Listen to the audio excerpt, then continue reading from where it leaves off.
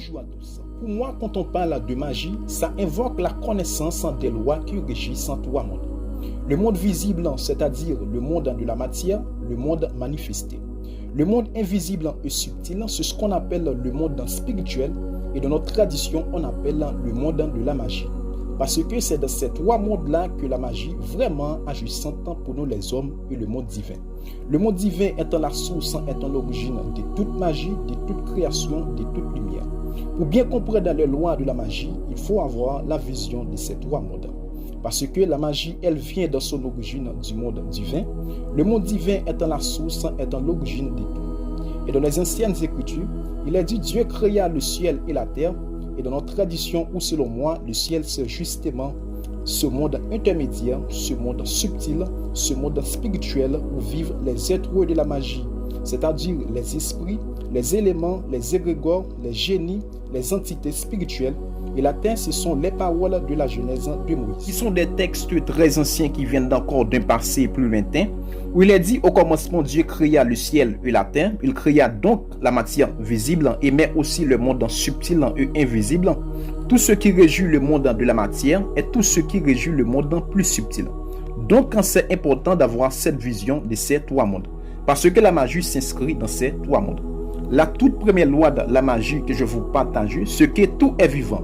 Lorsqu'on veut qu'on s'intéresse à la magie, qu'on veut l'étudier, qu'on veut la comprendre, qu'on veut savoir qu'est-ce que c'est réellement par la magie des illusionnistes, je vous parle de la magie d'un point de vue ésotérique. Bien sûr, lorsqu'on veut comprendre ce monde de la magie, ce monde subtil et invisible, il faut entrer dans la compréhension de cette première loi.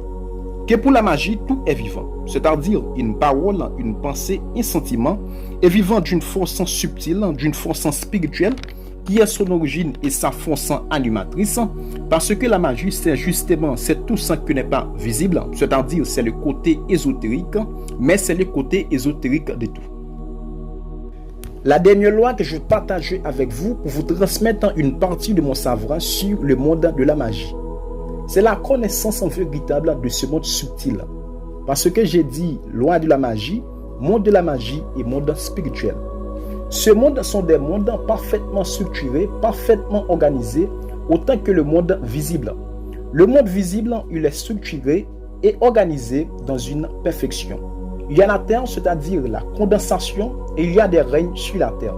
Il y a des éléments qui sont la base de la vie. C'est-à-dire, on a les quatre éléments de la terre, de l'eau, de l'air et du feu.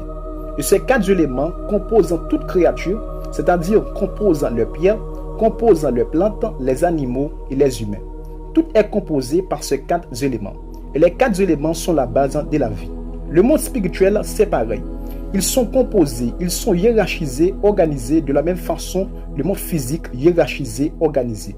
Dans ce monde spirituel, il y a ce qu'on appelle les éléments, les esprits, les génies, les égrégores.